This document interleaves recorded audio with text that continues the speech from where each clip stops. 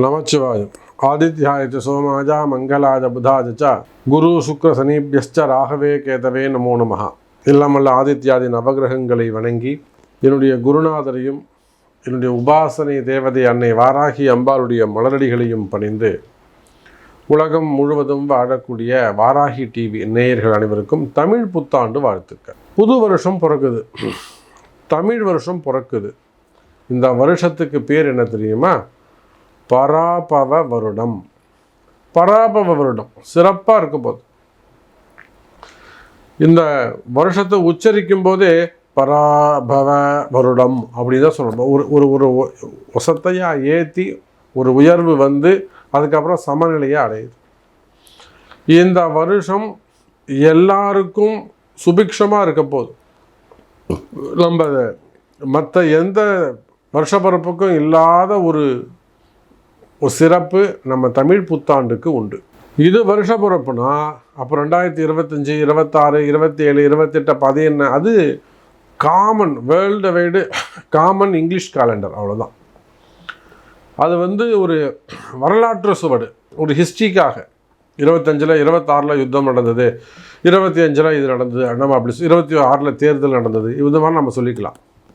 ஆனால் அந்த இங்கிலீஷ் காலண்டரை பயன்படுத்தி ஆகஸ்ட் 8ஆம் தேதி இந்த இடத்துல மழை இருக்கும், ஆகஸ்ட் 9ஆம் தேதி இங்கே தீ விபத்து ஏற்படும், இந்த மலைகள்லேருந்து சரிஞ்சு கீழே விழும், அல்லது கனிம வளங்கள் வேஸ்டேஜ் ஏற்படும், அல்லது உயிரினங்கள் உயிர் சேதங்கள் ஏற்படும், கூட்ட நெரிசல்கள் இத்தனை பேர் சாவாங்கன்னு அதில் நம்ம முன்கூட்டியே சொல்ல முடியாது. சரி, தமிழ் வருஷப்பழம் நீங்கள் சொல்ல முடியுமான்னு கேட்டால் அடித்து சொல்ல முடியும். என்னைக்கு சஷ்டி, என்னைக்கு அஷ்டமி, என்னைக்கு நவமி, என்னைக்கு மரண யோகம், என்னைக்கு சித்த யோகம், என்னைக்கு அமிர்த யோகம், என்னைக்கு நாள் நல்லா இருக்குது, என்னைக்கு மழை பெய்யும், என்னைக்கு வெயில் அடிக்கும், என்னைக்கு விவசாயம் நல்லா இருக்கும், எந்த வளர்ச்சி எப்படி இருக்கும், வருமானம் எப்படி இருக்கும், கனிம பொருட்கள், உலோகங்கள், தங்கம், வெள்ளியோட விலை எப்படி இருக்கும், மார்க்கெட் எப்படி இருக்கும், எல்லாம் சொல்ல முடியும். அதுதான் தமிழ் புத்தாண்டு சிறப்பு. அப்போது உலகம் முழுவதும் வாழக்கூடிய அன்பு பக்தர்களே, இப்போ தமிழ் புத்தாண்டு எவ்வளோ முக்கியமானது அப்படிங்கிறத நீங்கள் தெரிஞ்சுக்கணும்.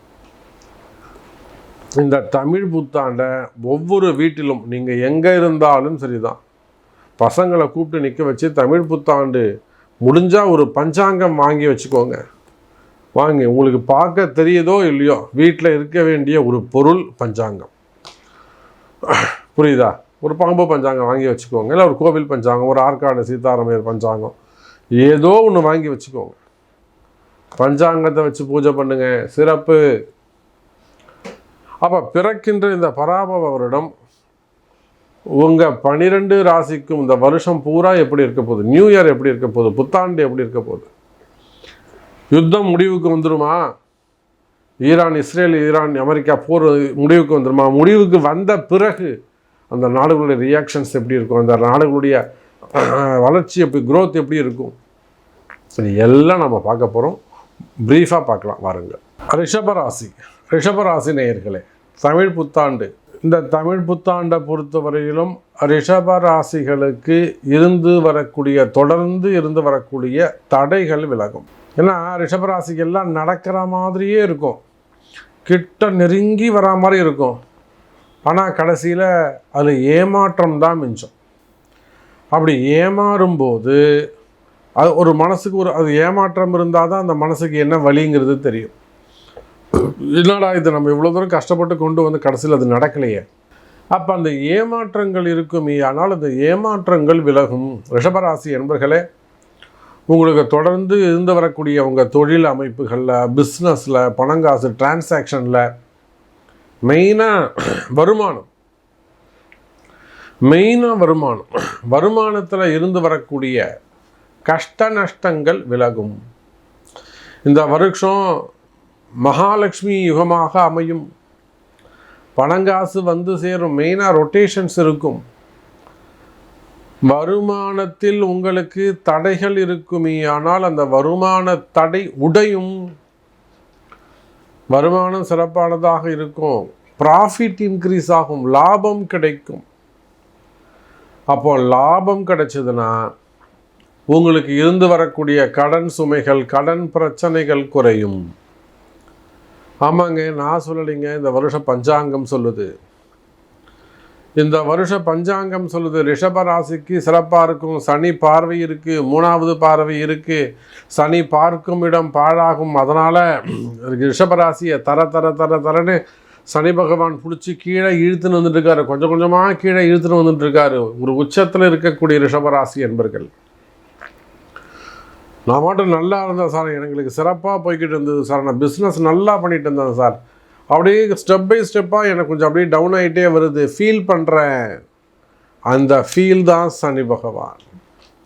உங்களை யாரோ ஒருத்தர் கீழே பிடிச்சி இழுத்து விடுற மாதிரி ஸ்டெப் பை ஸ்டெப்பாக டே டு டே உங்களுக்கு கம்மியாகிட்டே வருதா? பிஸ்னஸோ, இன்கமோ, உங்கள் நேமோ, ஒரு பேர் புகழோ, வளர்ச்சியோ தடைப்படுதா? அந்த அந்த மனக்குழப்பம் இருக்கா? அதுதான் சனி பகவான். பொதுவாக ரிஷபராசிக்கு இது ஒரு மனக்குழப்பத்திற்கான காலம். ஏன்னா சனி ஒரு இடத்த பார்க்குறாருன்னா அது ஒரே ஒரு கன்ஃபியூஷனாக இருக்கும். எதை செய்யறது, எதை செய்யக்கூடாது, எதை செய்யணும் அதுவே முதல்ல தெரியாது, எதை செய்யணும்னே முதல்ல தெரியாது. அதுதான் உண்மை. அப்போது ரிஷபராசி அன்பர்களே, அந்த தடை விலகும் நிச்சயமாக. இந்த ஜூன் மாதத்துக்கு பிறகு தமிழில் சொல்லணும்னா ஆனி மாதத்திலிருந்து சித்திரை, வைகாசி, ஆனி மாதத்திலிருந்து ரிஷபராசிக்கு அற்புதமான கால நேரம். கடன் சுமைகள், கடன் பிரச்சனைகள் குறையும். வாழ்க்கையில் நான் நிறைய பிரச்சனைகளை சந்திக்கிறேன் சாமி. பிஸ்னஸ்லேருந்து, கம்பெனிலேருந்து, ஃபேக்ட்ரிஸ்லேருந்து, குரூப் ஆஃப் கம்பெனிஸ், ஒரு 10-15 விஷயத்தை பிஸ்னஸை ஒரே குரூப்பில் கொண்டு போய் செய்கிறது. ஒரே நேமை க்ரியேட் பண்ணி அதுக்கு கீழே கிளைகளை கொண்டு வருது. Branches, French office, agencies, dealership, இதெல்லாம் ஒரு குடைக்கின் கீழே வரக்கூடிய ஒரு யூனிட்டு. அப்போ அந்த மாதிரி குரூப் ஆஃப் கம்பெனிஸாக இருக்கலாம், பெரிய பெரிய தொழில் நிறுவனங்களாக இருக்கலாம். நாம் எத்தனையோ தொழில் நிறுவனங்களை பார்க்குறோம். எவ்வளோ பெரிய ஃபேக்ட்ரிஸ், கம்பெனிகளை நம்ம பார்க்குறோம். கார்ப்பரேட் நிறுவனங்களை நாம் பார்க்குறோம். ஐடி செக்டரில், ஐடி ஃபீல்டில். அது போக மேனுஃபேக்சரிங் யூனிட்ஸு, மேனுஃபேக்சரிங் கம்பெனிஸ் நிறைய நம்ம பார்க்குறோம். ஜிப்கார்ட் நிறுவனங்கள்லாம் நம்ம எக்கச்சக்கமாக பார்க்குறோம். அப்போ ரிஷபராசி அன்பர்களே, உங்களுக்கு தொழிலில், பிஸ்னஸில், லைஃப்பில் இருந்து வரக்கூடிய தடைகள் விலகும். நீங்கள் யாராக இருந்தாலும், ஆண்களாக இருந்தாலும், பெண்களாக இருந்தாலும், நான் ஒரு கடை வச்சு நடத்துகிற சாமி, நான் ஒரு ஓன் பிஸ்னஸ் பண்ணுறேன், நான் ஒரு ஆஃபீஸ் போட்டிருக்கேன், நான் வீட்டிலேருந்தே பிஸ்னஸ் பண்ணுறேன், நான் ஆன்லைன் பிஸ்னஸ் பண்ணுறேன், நான் ட்ரேடிங் பண்ணுறேன், ஷேர் மார்க்கெட் பண்ணுறேன், ஸ்டாக் மார்க்கெட் பண்ணுறேன், அல்லது கன்சல்டன்சி வச்சுருக்கேன், நான் ஆடிட்டராக இருக்கேன், டாக்டராக இருக்கேன், ஹாஸ்பிட்டல்ஸ் வச்சு நடத்துகிறேன். நீங்கள் அல்லது நான் திருப்பதி போன்ற இடங்களில் ஒரு நல்ல உயர்ந்த ஸ்தானத்தில் நான் ஒர்க் பண்ணுறேன், போஸ்டிங்கில் இருக்கிறேன், ஆன்மீகத்தில் நான் ஈடுபட்டு இருக்கிறேன், ஆன்மீகத்தில் நான் ஒர்க் பண்ணுறேன், மடாதிபதியாக இருக்கிறேன், கோவிலில் பணி செய்கிறேன்.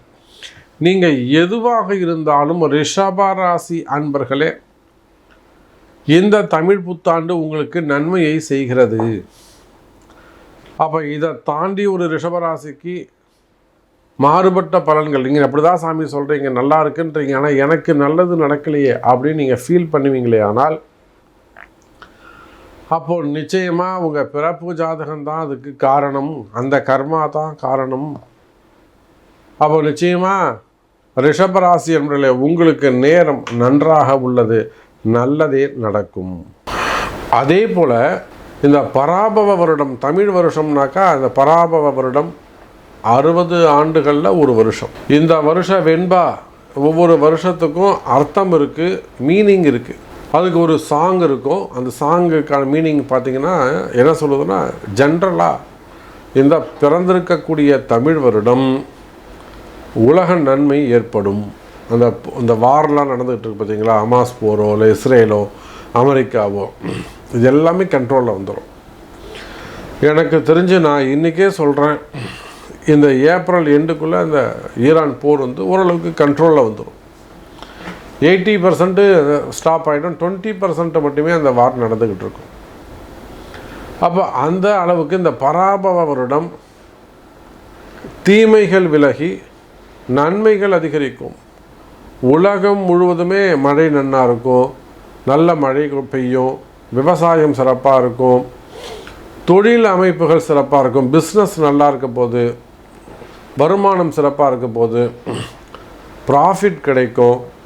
ஸோ இந்த மாதிரி நிறைய இண்டிகேஷன்ஸ், பாசிட்டிவான இண்டிகேஷன்ஸ் வந்து இந்த புது வருஷத்தில் நமக்கு நிறைய பாசிட்டிவான இண்டிகேஷன்ஸ் இருக்குது, மெசேஜஸ் இருக்குது.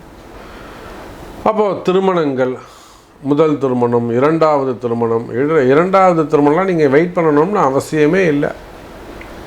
இரண்டாவது திருமணம்லாம் நீங்கள் வெயிட் பண்ணணும்னு அவசியமே இல்லை. நல்ல நல்ல வரன்கள்லாம் உங்களை தேடி வரப்போகுது. இரண்டாவது திருமணங்கள், தடைப்பட்ட திருமணம், மெயினாக காதல் திருமணங்கள், லவ் மேரேஜில் இருக்கக்கூடிய ஸ்ட்ரகிளிங், வரக்கூடிய ஏமாற்றங்கள், ஏமாற்றிட்டு போகிறது, நீண்ட நாட்களாக வெயிட் பண்ணி ஒன்றுமே நடக்காமல் இருக்கிறது, ஏமாத்துருவாங்கன்னு தெரியாமலே இவங்க ரொம்ப நம்பிக்கையாக இருக்கிறது. ஸோ அந்த மாதிரி காதலில் வரக்கூடிய ஏமாற்றங்கள், ஸோ இதெல்லாம் விலகி திருமண யோகங்கள் கிடைக்கும். இங்கே ஆண்களாக இருந்தாலும் பெண்களாக இருந்தாலும் திருமண யோகங்கள் கிடைக்கும்.